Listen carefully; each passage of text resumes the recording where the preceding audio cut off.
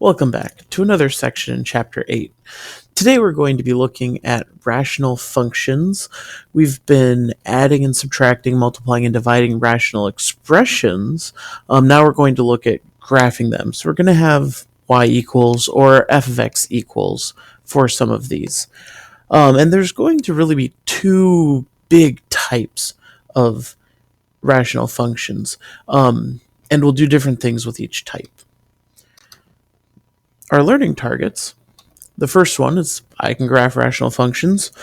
That's one of the types of functions we'll be using is about graphing, and that'll be the second one we'll be dealing with. The other learning target is I can transform rational functions by changing parameters. So this is where we're going to be talking about the transformations that we'll do with these rational functions. We won't have a specific section for the transformations. It's just part of this, and we're not going to go as in depth in transformations as we normally would. And we're going to look at the transformations first. And so, with our transformations, we're going to start out with the parent function, f of x equals 1 over x. This is just the inverse variation function with a k-value of 1. Our transformations are going to take it to g of x equals a over x minus h plus k. And each of these things, we should kind of know what they do with. For instance, a is a stretch, right? A is always a stretch. Hey, we're multiplying it to the function itself. Notice I did not put vertical stretch. It's actually a vertical or a horizontal stretch in this case, which is kind of fun. These don't stretch so much as they're going to dilate. A could also be a reflection if it's negative, to make that fraction negative. And again, doesn't matter if it's horizontal or vertical, it reflects it both ways. And then h, x minus h. H is a horizontal translation. And then k is a vertical translation. So we're going to be moving it over h and up k, just like we've been doing all of the rest of the time. And this is our transformed function. And so let's look at to see what the graph of this looks like. The graph of 1 over x just looks like this. We saw this when we were looking at inverse variation functions. Notice 1 times 1 is 1, 1/2 times 2, 1/3 times 3, 1/4 times 4, and then same thing with the negatives. If we wanted to do a stretch to get that a, say f of x equals 9 over x, that's going to pull the graph away from the origin, and it'll look like that. And keep going. The bigger this number is, the further away it'll be pulled. If we zoomed out, it would actually look the same as the blue one, but we'd have to take the blue one away. So, how about one where we're actually moving it? Let's go f of x equals 1 over x plus 4 plus 3. Thinking about our transformations, that's going to move it 4 to the left, because remember that negative, this is an x minus negative 4, so it'll move it 4 to the left and up 3. So it's going to take 4 to the left, up 3, and it ends up right there. And so now looking at this transformed one, the red one, we can ignore the other ones. I'm not going to take them away, but we're going to look at the red one right now. Each of these has two different asymptotes. These are also called hyperbolas, which is going to be kind of weird because in Chapter 10 we're going to see another shape called a hyperbola. Hyperbola is used several times in math. But these have two asymptotes. First, it has a vertical asymptote at x equals h. In our case, it's x equals negative 4. And remember, an asymptote is a line that's going to get closer and closer and closer to without ever touching.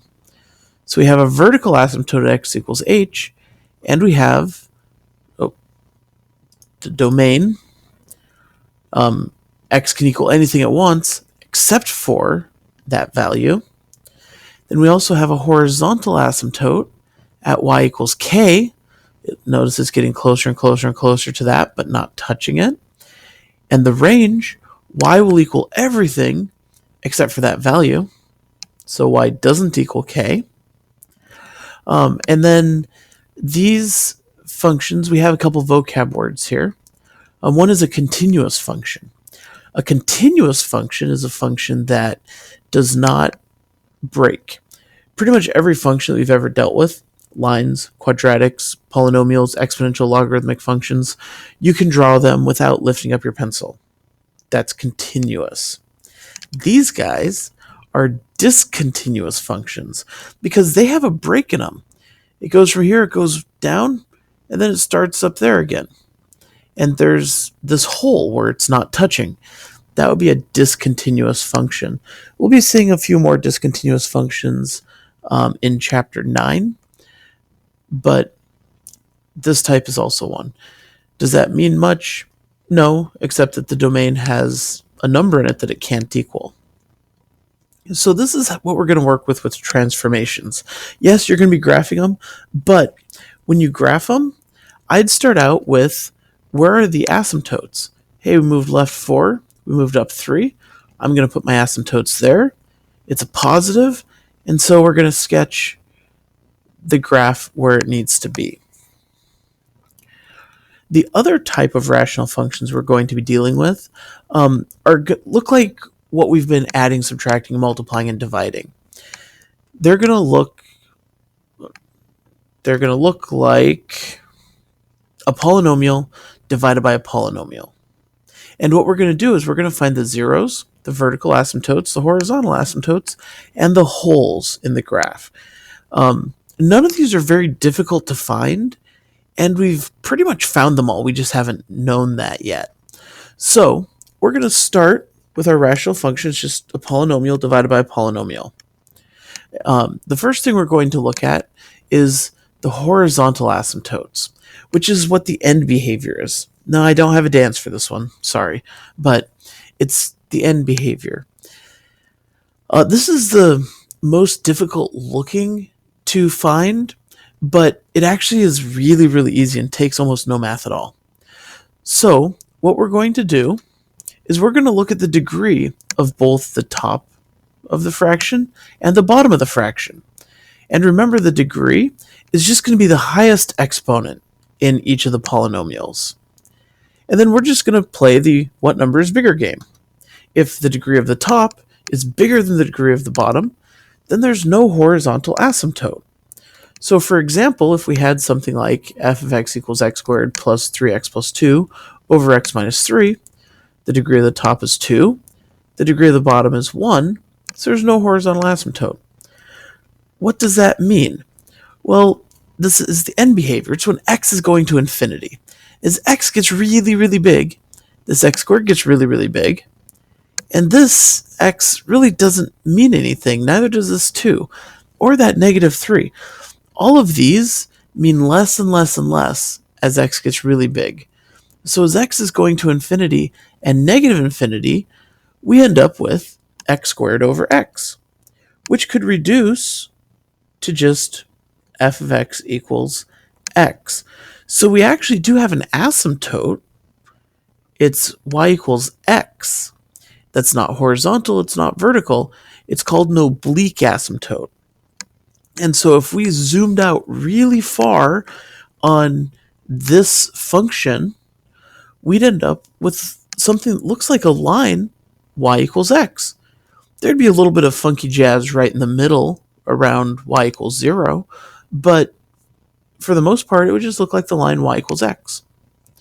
Anyway, if the degree on top is bigger than the degree on bottom, there's no horizontal asymptotes.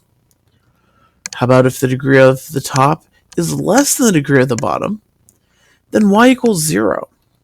So, same idea. We have our polynomials. The degree on the bottom is x squared. The degree on the top is just x. As x gets big, this stuff doesn't really mean much, so it just kind of goes away. And we could cancel this to be 2 divided by x. Well, as x is getting really, really big, 2 divided by really, really big numbers gets really, really little. It just becomes 0. And so we end up with y equals 0 is our asymptote. And then the third possibility, what if they're equal? If the degree of P equals the degree of Q, then we actually look for the leading coefficients of both the top and the bottom. So if we have something like 2x squared minus 3x over 3x squared plus 5, as the x squareds get really, really big, or as the x gets big, these guys get really big. These guys don't, so they don't matter. I thought I had a box there. There it is. So we have 2x squared over 3x squared. The x squareds cancel. We're left with y equals 2/3. And so we have a horizontal line at y equals 2/3. Now, people have trouble graphing that for whatever reason.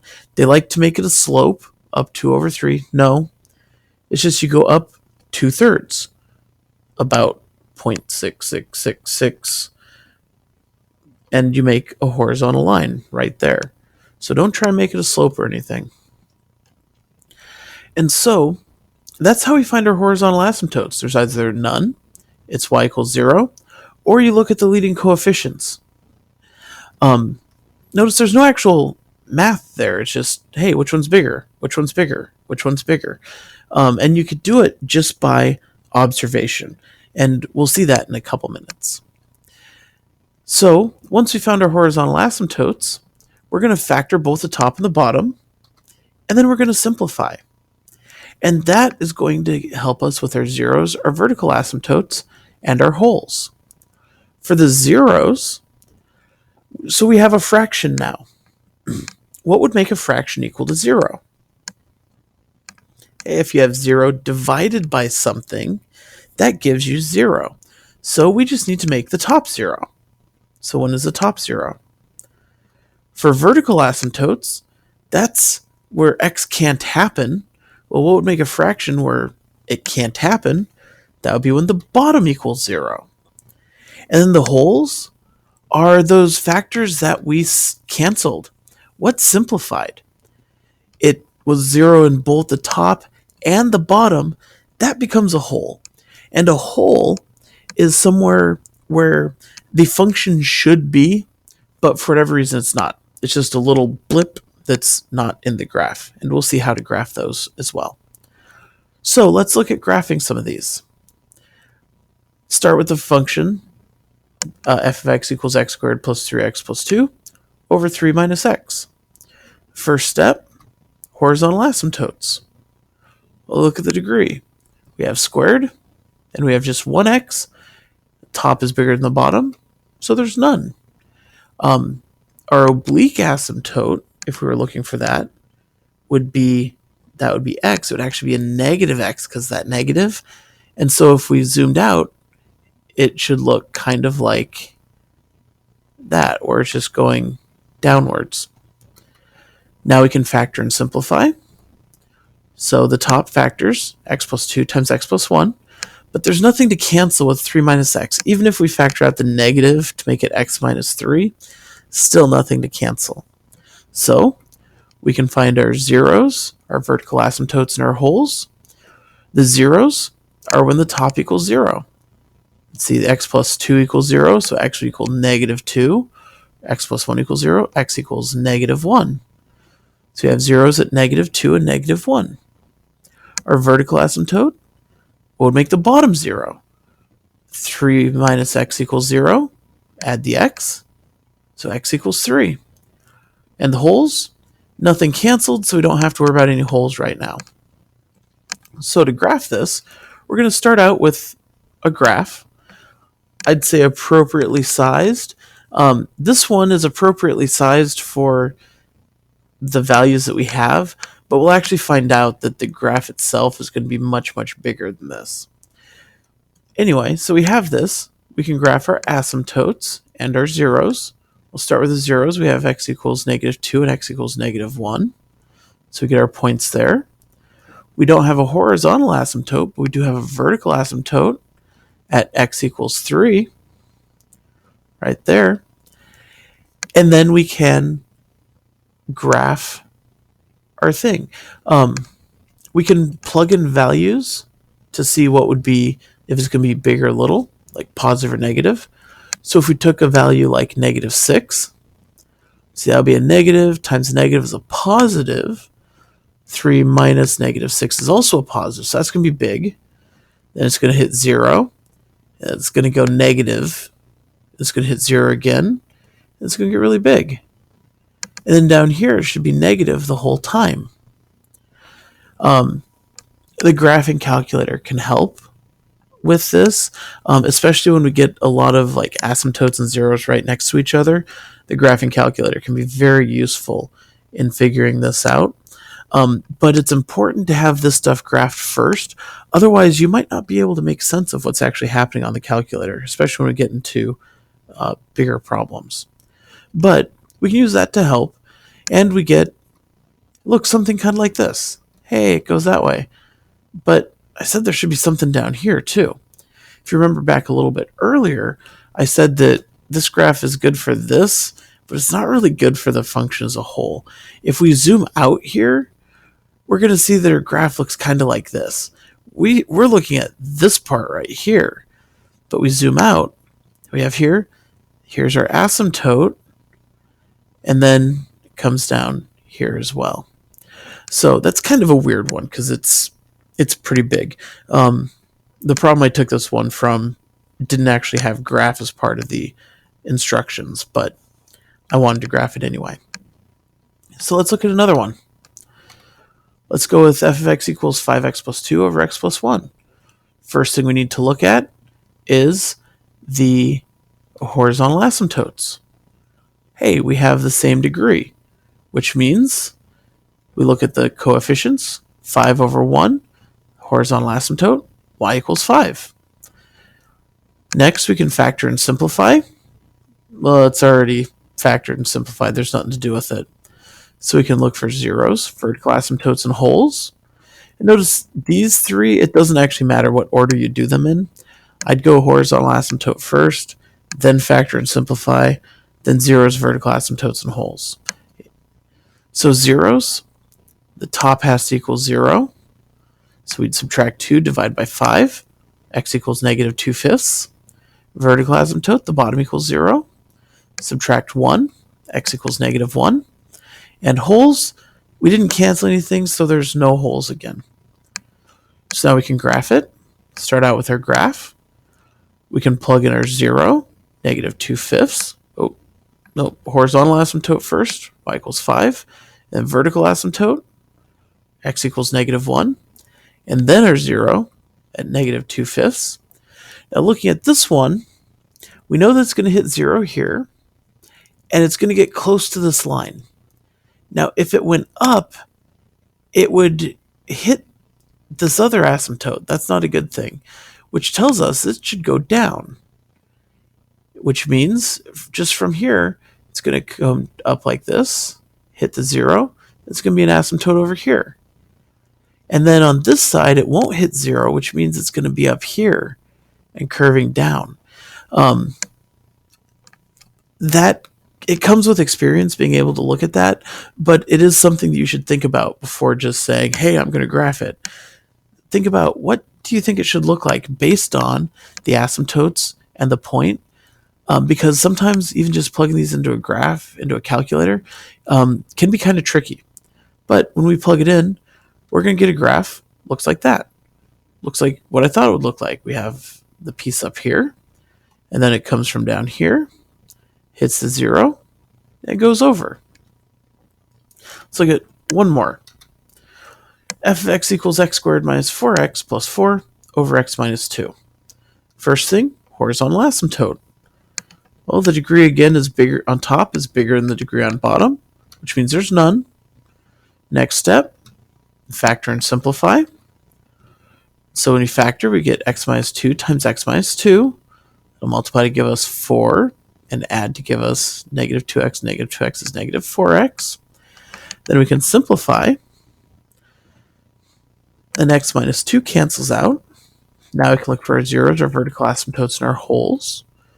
The zeros, so when the top equals 0, well, x minus 2 equals 0. Add 2, and x equals 2. The vertical asymptote, well, there's nothing left on bottom, so that's none. And the holes, x minus 2 was a factor that canceled, So x minus 2 equals 0, which means x equals 2 again, which means x equals 2 is both a 0 and a whole. What does that mean? Well, it should be a 0, except there's just a hole there. So there will be a hole at x equals 2 and y equals 0. So let's graph it. We have that.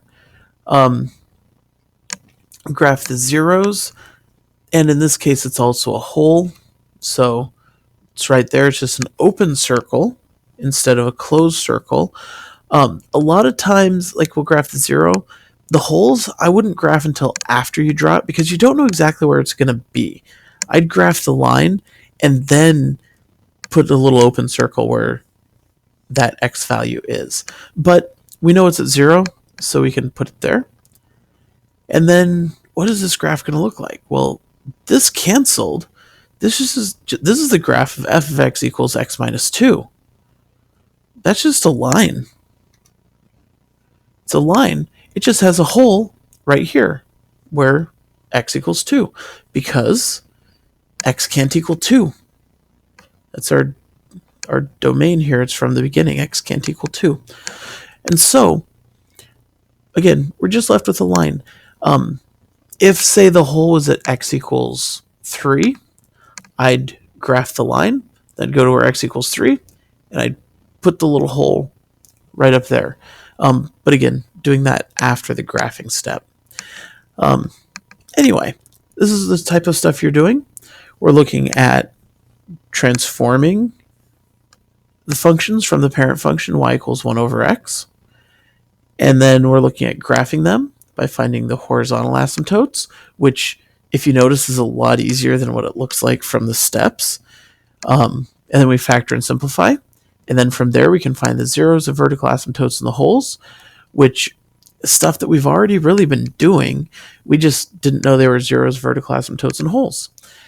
And then we can graph it. And so this is what we're doing.